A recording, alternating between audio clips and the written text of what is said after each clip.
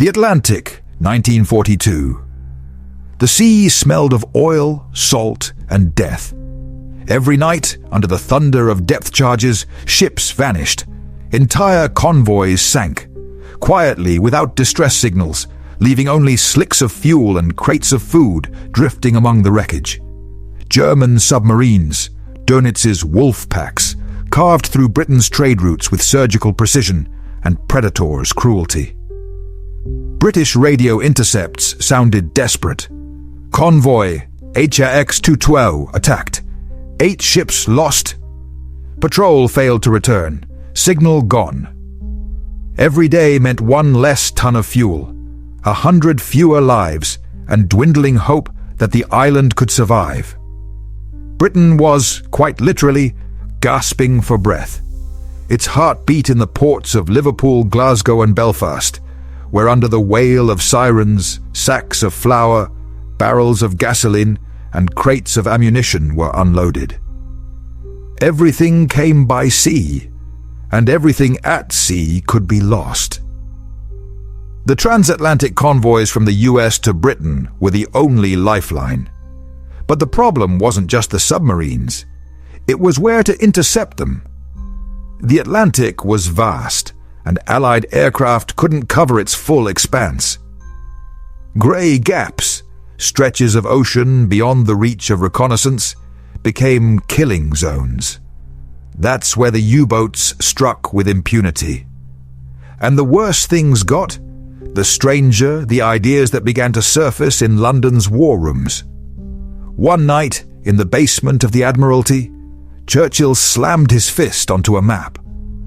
"We cannot lose the sea, gentlemen. Without it, there is no Britain." He knew aviation had saved the country in the skies over London, but now the war was descending into the depths.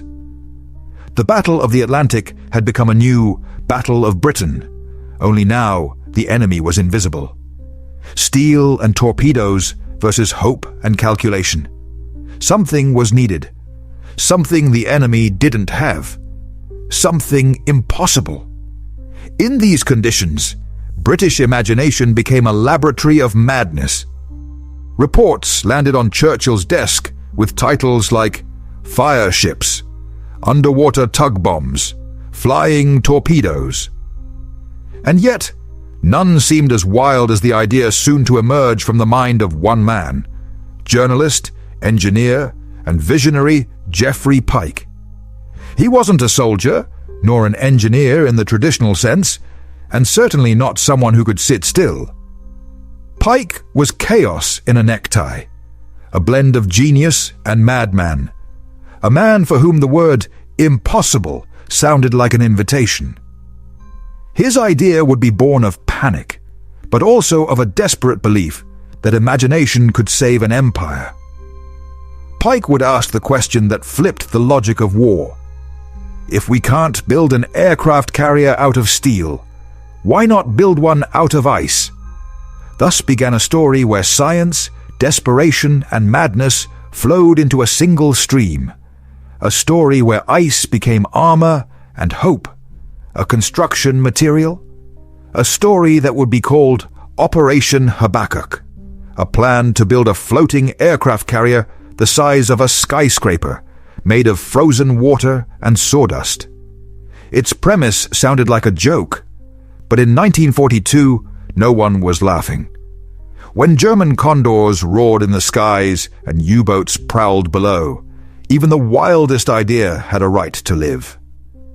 Britain stood on the edge, and at that moment, somewhere in snow-covered Cambridge, a man with a cold head and a burning heart was already sketching his first lines. Lines made of ice. Winter 1942. London was choking on smoke and anxiety, and one man sat in his office, staring at a block of ice placed on his desk. That man was Geoffrey Pike, someone his contemporaries spoke of with cautious admiration and quiet dread. His mind worked like an engine without brakes. He could fall asleep thinking about wheels for skis and wake up with a plan to flip the Arctic upside down.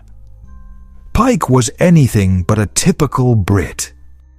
He despised military uniforms, went unshaven for weeks, wrote reports by hand while sitting in his pajamas, and once showed up at an Admiralty meeting with a thermos of hot chocolate and a slab of ice cream. "Science should be delicious," he said when everyone stared. But there was logic in his madness. Pike saw that Britain was losing the war at sea, not because of courage, but because of geography. The Atlantic was too vast. Aircraft couldn't escort convoys across its entire span, and conventional aircraft carriers took too long to build and required steel, which was already in short supply, even for tanks. And so, one day, as British genius tradition dictates, while lying in the bathtub, he had an idea.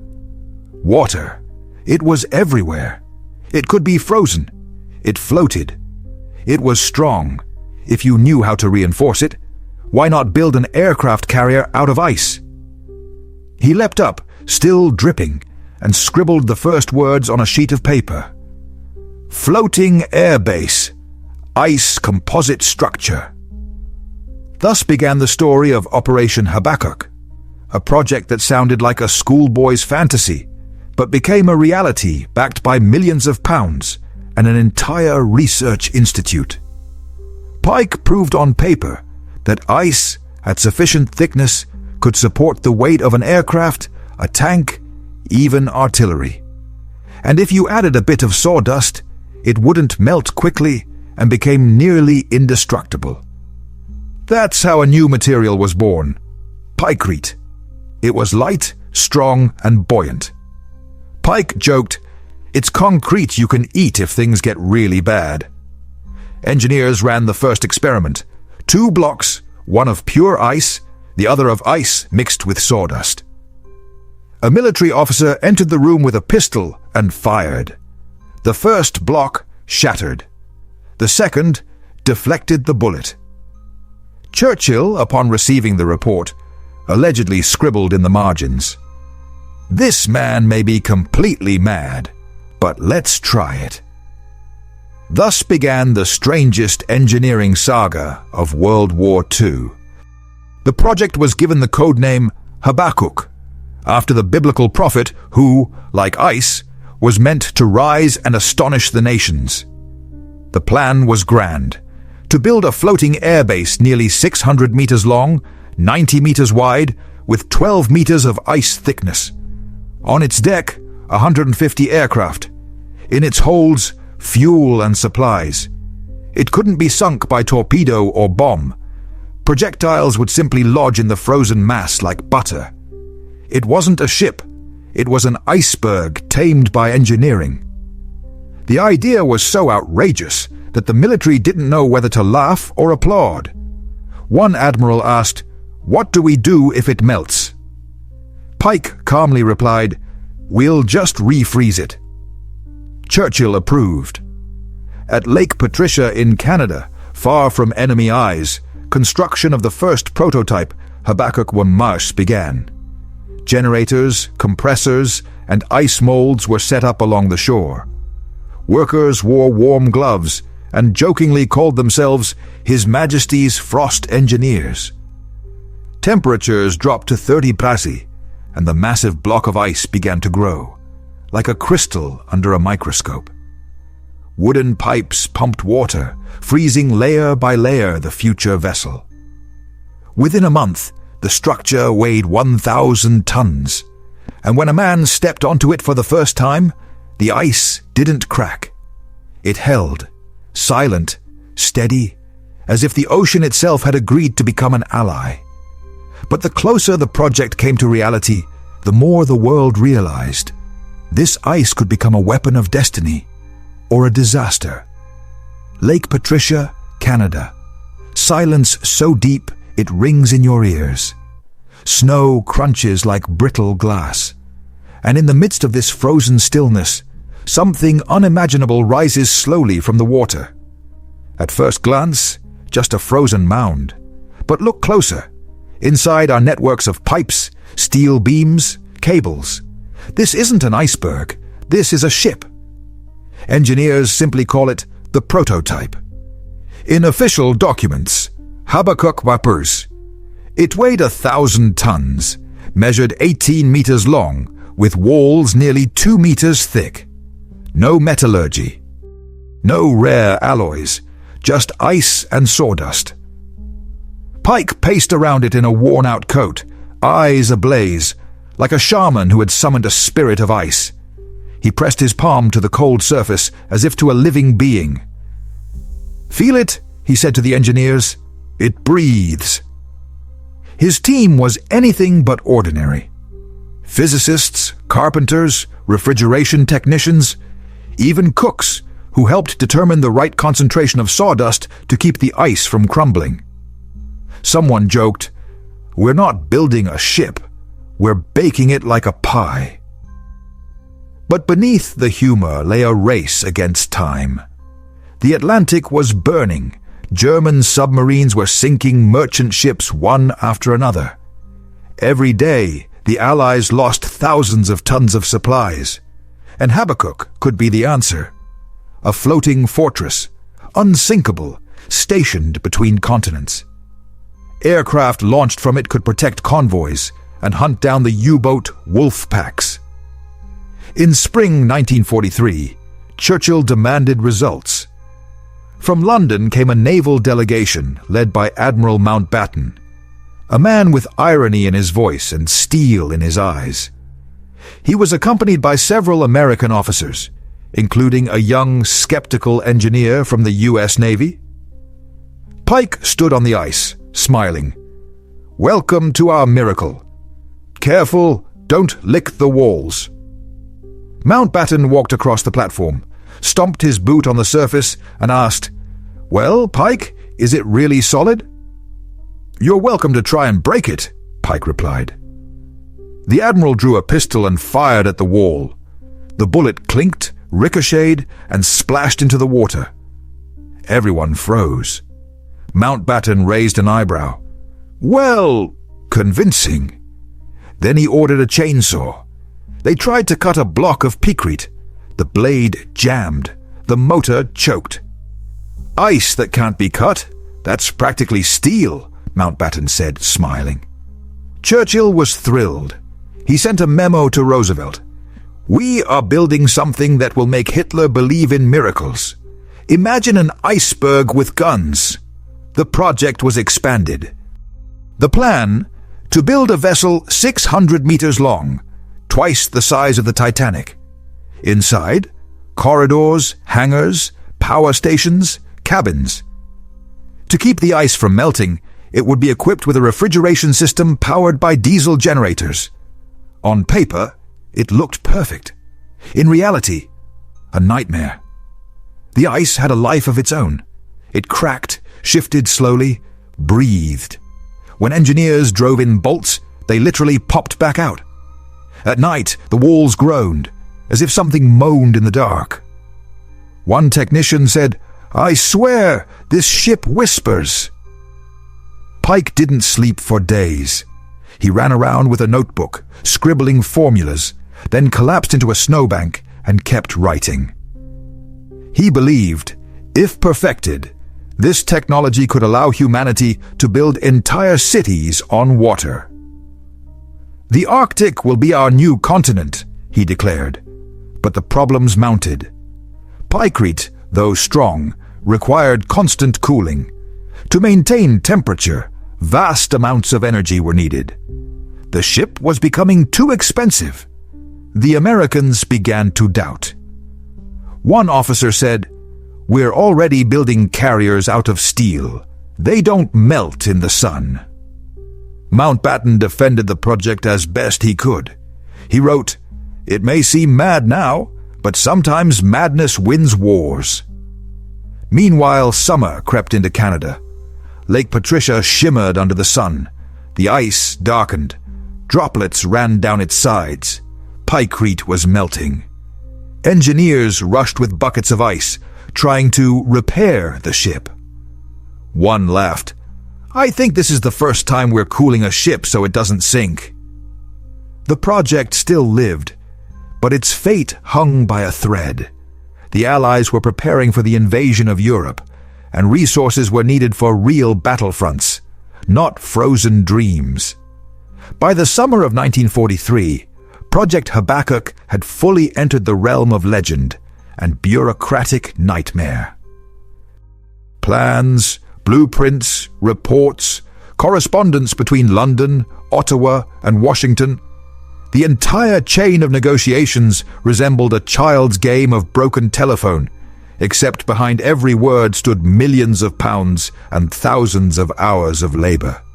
Churchill still believed. His imagination, always inclined toward grandeur, envisioned icy fortresses standing off the coasts of Europe like ghostly citadels. He wrote, "I want to see this ship.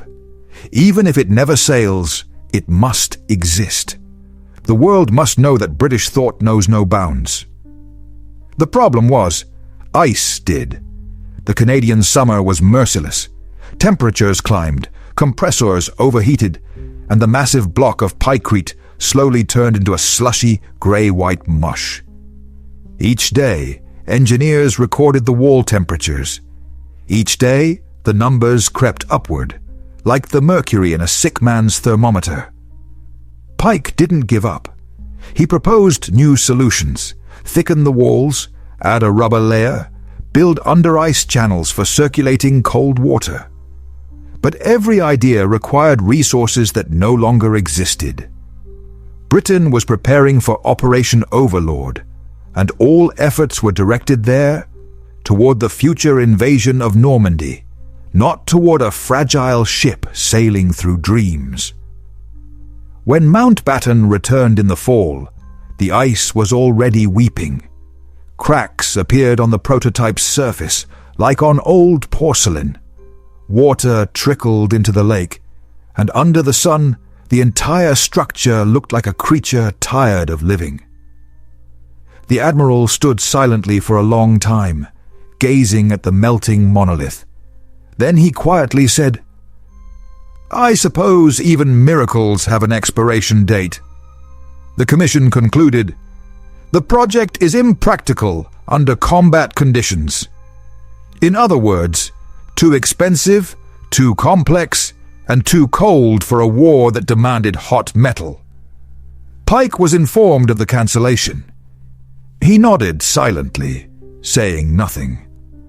That evening he sat by the shore and watched as the remnants of his creation slowly sank into the water.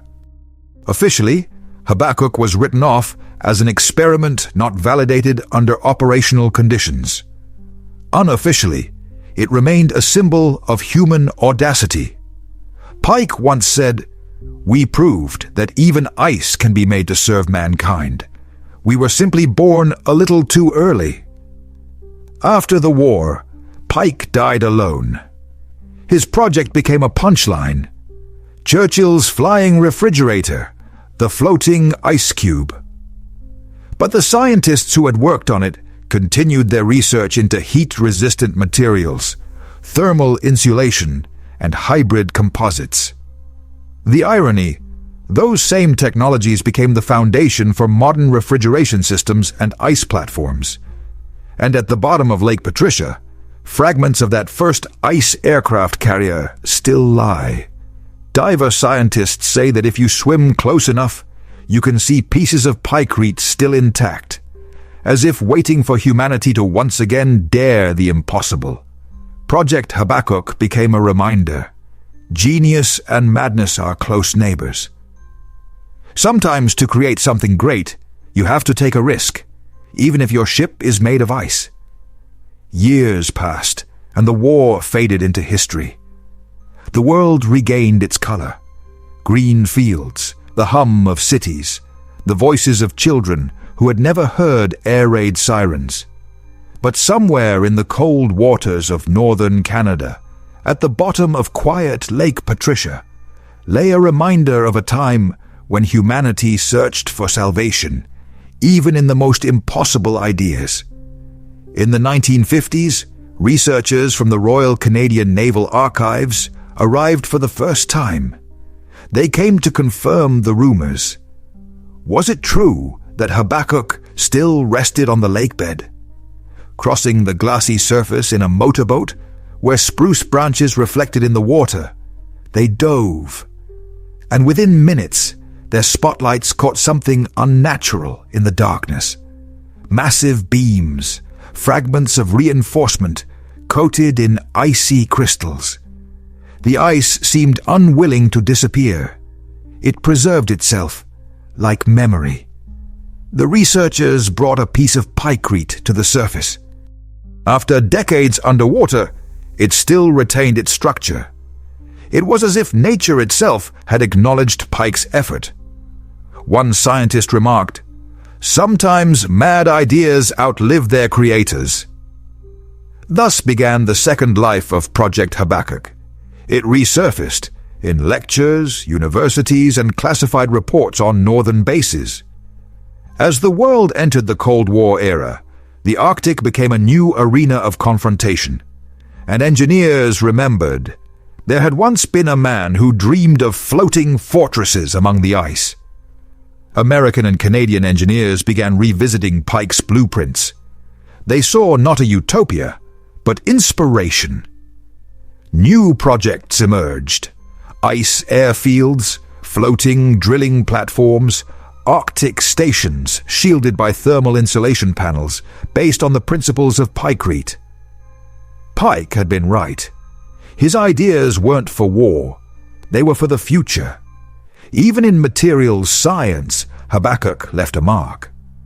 Scientists, inspired by pykrete's resilience, developed new composites, lightweight yet strong, resistant to cold and moisture. These technologies were later used in the construction of polar research bases, icebreakers, and even modules of the International Space Station. But perhaps the most remarkable legacy was philosophical. When engineering students study Habakkuk, they don't see failure. They see a lesson.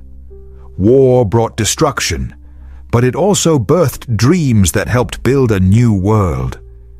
Habakkuk showed that engineering is not just calculation, it's belief. Belief that even ice can become steel if one is bold enough to believe it. Today, if you walk to Lake Patricia, the water is still calm. Tourists paddle across it in boats, unaware that beneath them sleeps one of the strangest inventions of World War II. Sometimes in the evenings when the wind brushes the surface, you can hear a faint crackle. Locals say it's the ice speaking. And the old forest ranger adds, "That's not ice, that's Pike, still building his ship." When Project Habakkuk was officially shut down in early 1944, the laboratories fell silent. The machines were turned off, the ice began to melt slowly, and the engineers, who had spent months living among generators and frosty mists, stood on the shore, quietly watching their creation disappear. But the story of the ice aircraft carrier didn't end there. It simply changed form. Reports compiled by the British Admiralty revealed that the experiment had yielded unexpected results. The mixture of ice and wood pulp, the now famous pykrete, proved so strong it could withstand not only bullets, but even small explosive shells. This discovery sparked a new branch of research, the study of composite materials. Scientists who had worked with pykrete later applied the same principles to the development of the first reinforced plastics and lightweight aviation panels. In other words, a project born as a frozen fantasy became a precursor to future technologies. Even Pike's approach to design was ahead of its time. He insisted that engineering was not just a science, but an art, the art of seeking impossible solutions. His motto, "We must make nature work for us, not against us," was later quoted by young engineers building Arctic stations, research submarines, and even the first ice-based data vaults in Scandinavia, decades later. But in the 1940s, no one thought of that. Amid bombings and constant losses, Habakkuk seemed like a waste of resources. Yet behind the scenes at the Ministry of Supply, a different conversation was unfolding. The project had demonstrated how rapidly science could evolve when people were given complete freedom. In the midst of war, when everything was dictated by orders, the ICE aircraft carrier became a rare example of engineering independence, a project where madness and inspiration walked hand in hand. In Canada, on frozen Lake Patricia, a trace remained. When the engineers left the base, fragments of pykrete didn't fully melt. In summer, local fishermen reported seeing a pale silhouette beneath the water's surface, shaped like a giant sleeping ship. In the late 1950s, divers descended and discovered that the remnants of the prototype were astonishingly well preserved. The sawdust, mixed with frozen water, had not degraded even after 10 years. Pike died without ever seeing his ideas become legend. But the engineers who worked with him later admitted it was his madness that taught them how to dream. One of them, design engineer Arthur Davis, later said, "Habakkuk didn't save Britain, but it saved us from thinking everything had already been invented." And perhaps that was the project's true legacy. Because war, strangely enough, doesn't just destroy. It forces us to find new paths. Sometimes, even in a block of ice. Years later, Habakkuk was no longer just a failed project. It had become a legend. Not the kind told in textbooks, but the kind whispered between engineers, sailors, and historians whenever the conversation turns to mad ideas that were simply ahead of their time. When the war ended, the project reports were tucked away in archives under the label secret. The official explanation was simple: not viable in terms of cost and combat effectiveness. But unofficially, rumors persisted that the British had continued experimenting with pykrete in Alaska and Greenland, attempting to build ice outposts for early detection of Soviet submarines. No documents were ever found, but in the 1950s, American engineers did indeed study ice coverings for temporary Arctic airstrips, using methods first developed by Pike. The scientific community began to see Habakkuk differently. When the first offshore oil platform designs emerged in the 1960s, engineers unexpectedly recalled the ideas of the British visionary. "If Pike could float an aircraft carrier made of ice, we can float a drilling rig made of steel," they joked. And so, quietly, Habakkuk became the ancestor of the marine megastructures that now underpin modern industry. But most importantly, the project's legend lived on in people's minds. In a museum in Alberta, not far from Lake Patricia, a small piece of original pykrete is preserved, cut from the remains of the prototype. It's still solid. Even after decades, the ice inside hasn't fully melted. Scientists explain it simply. The unique ratio of ice to wood pulp creates a microenvironment where melting slows dramatically. But museum visitors prefer to believe something else, that this is a piece of a ship that refused to die. The scientific world remembers Pike as the architect of the impossible. His ideas of mobile bases, autonomous stations, and a new generation of ice-breaking vessels laid the groundwork for future NATO Arctic initiatives. And one phrase he once uttered in a meeting has become almost an aphorism among engineers: "Madness is just an idea that hasn't had time to prove it's right." And perhaps that is the essence of the entire Habakkuk story. In a world where every engineer dreams of building something eternal, Pike built something that was meant to melt. And that was the miracle. The ice vanished, but the idea endured. And today, as reconnaissance drones once again fly over the North Pole, as humanity returns to the cold, building stations, ships, and cities among the ice. It follows, perhaps unknowingly, in the footsteps of the very man who once believed that ice could float forever. Geoffrey Pike did not live to see the end of the war. His mind, overflowing with ideas and anxiety, could not withstand the pressure. In 1948, he passed away, never witnessing how his inventions would evolve from fantasy into the foundation of future engineering. But his legacy remained, not in metal, not in blueprints, but in the very philosophy of invention.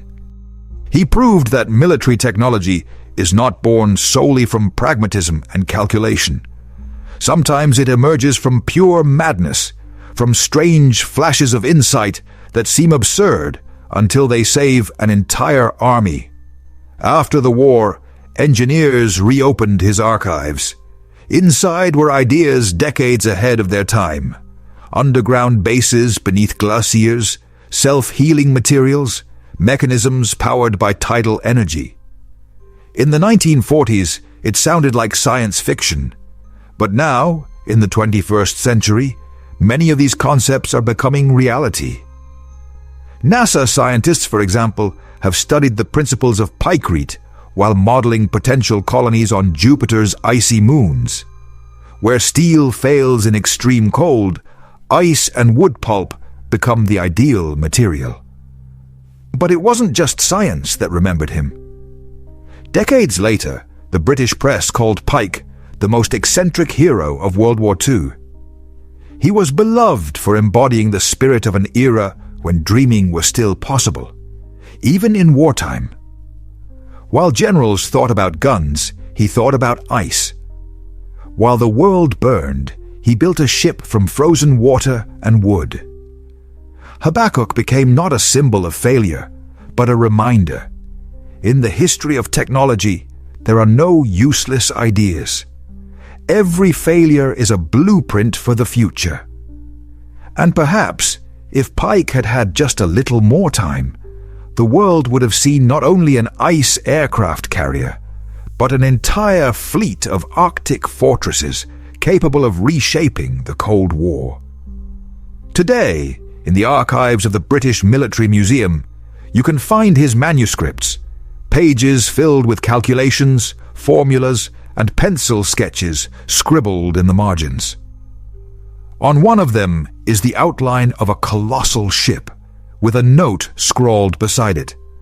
Habakkuk shall not perish from the ice. And indeed, it did not perish. It simply waits for its time. For the moment when humanity once again turns its gaze northward, toward the frozen seas, and remembers that once a man tried to build a miracle out of something that melts in your hands.